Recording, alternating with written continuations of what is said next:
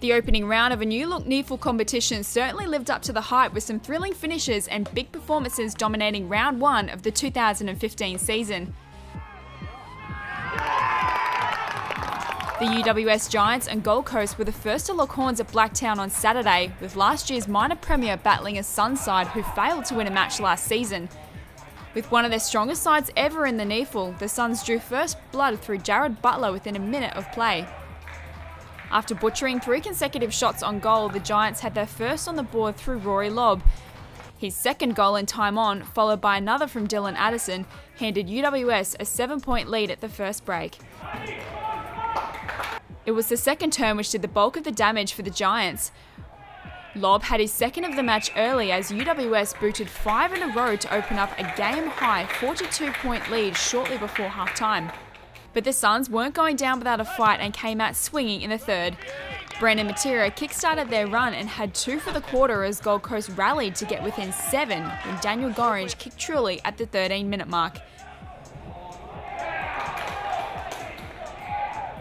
In a high-scoring quarter, there was still one more twist to come, with the Giants responding with 5 of the next 7 goals to take a handy 28-point lead into the last change.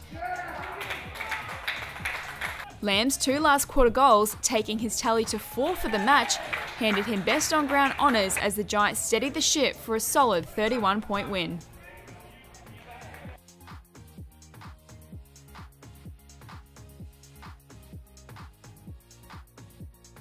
Down in Canberra, Aspley hosted last year's runner-up Sydney in a tough first-round match for the Tricolours. Josh Bennett got Aspley off to the perfect start, and it took until the 12-minute mark for Toby Nankervis to get the Swans on the board. Aspley had the same number of scoring shots as Sydney in the opening quarter, but the Swans were more polished in attack and took a 10-point lead into quarter time. Bennett again slotted the first of the second, but the Swans found the answers with Sam Naismith, Xavier Richards and Sean McLaren adding to the score sheet. Aspley again reduced the margin back to 10 points when Chris Barry found the opening goal of the third, but 4 consecutive behinds came back to hurt them when Sydney finished off the quarter with the last 3 goals.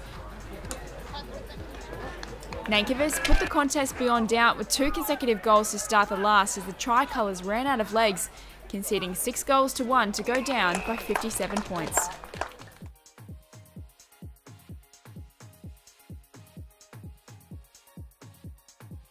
The local Gold Coast community were treated to a terrific match between a rejuvenated Southport and the Brisbane Lions at Sulk Oval in Palm Beach.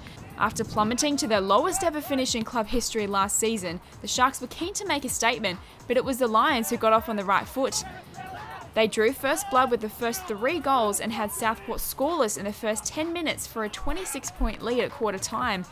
It was a more even contest in the second, with the Sharks trading goals with their opponents as the Lions maintained their buffer at the main break. Brisbane bagged 3 of the first 4 goals to start the third and seemingly had the match under control, but the Sharks bobbed up with 5 of the last 6 of the quarter to reduce the margin to just 13 at 3-quarter time and give themselves a chance. They continued to control the play in the last, hitting the front for the first time of the game with 10 minutes left. Tom Cutler gave the Lions a chance in the dying minutes, but a terrific snap from the boundary from new recruit and former Gold Coast star Jared Brennan put the Sharks back in front, where they held on for a confidence-boosting 8-point win.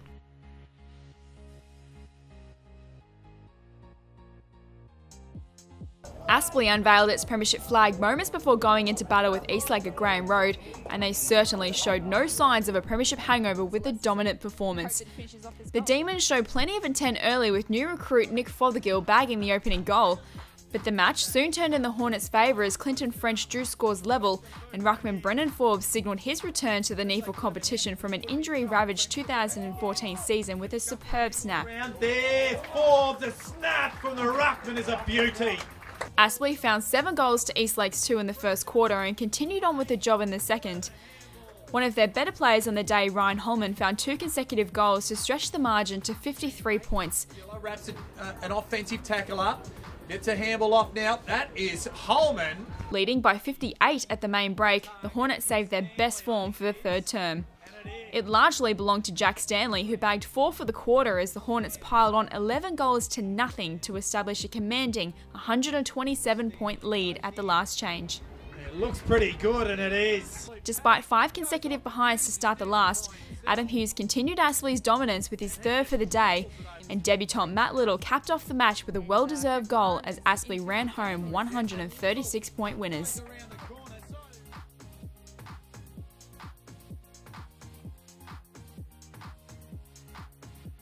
Arguably, the match of the round lived up to its pre-game hype when Redland headed down to Henson Park to take on Sydney University on home turf.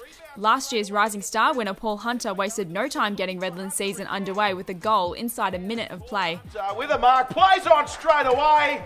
Things got a bit heated when captain Tom Salter slotted the Bombers second to edge his side further clear and signal their intentions against their fancied opponents.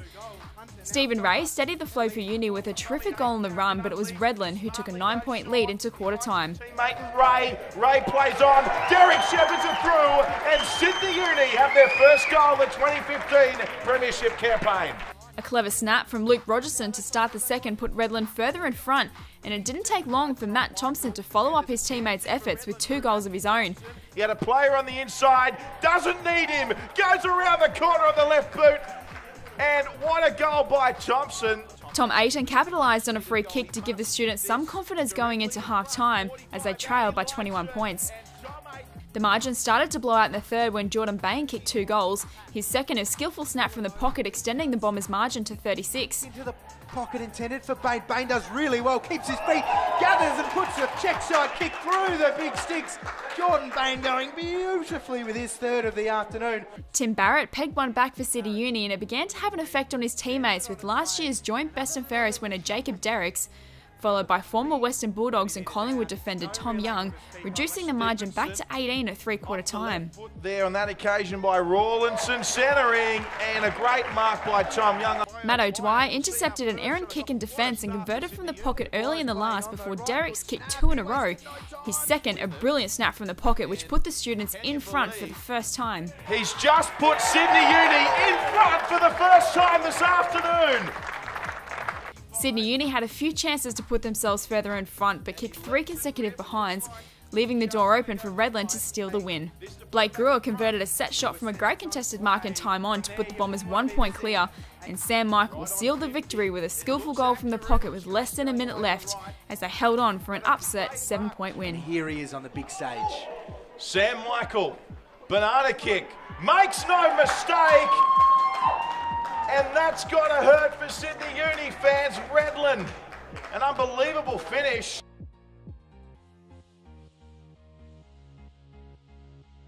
Chris David, coach of the Redland Bombers, congratulations. A 7-point win to start the season. What did you make of the round 1 performance? I couldn't be happier, Will. The effort, the intensity, the pressure that the boys applied I couldn't have asked for any more. You were ahead for the majority of the game. Three-quarter time, Uni looked like they were coming back into it. What was the message to the group at three-quarter time, and what were you expecting from them in that fourth term? Look, we always knew Uni were going to keep coming at us, and with such a young group, we always knew we were going to have a bit of a dip, as in the way we went about it. So I was just pleased that we stuck at our structures and we just ran the game out, and really pleased at the effort in the end. Taking a look at the ladder, and Aspley's massive win puts them clearly on top on percentage, followed by Sydney, UWS, Redland, Southport and Brisbane. Round 2 will see Sydney face UWS at the SCG, Redland will host Brisbane at Tidbold Park, and Ainslie and Eastlake will play the first of 4 local derbies this season in Canberra. NT Thunder plays its first match of the season against Southport in Darwin, and Aspley take on Gold Coast at home on Sunday. Keep up to date with all the news by following the NEAFL on Facebook, Twitter and Instagram, and don't forget to download our new app on the Google Play and Apple stores.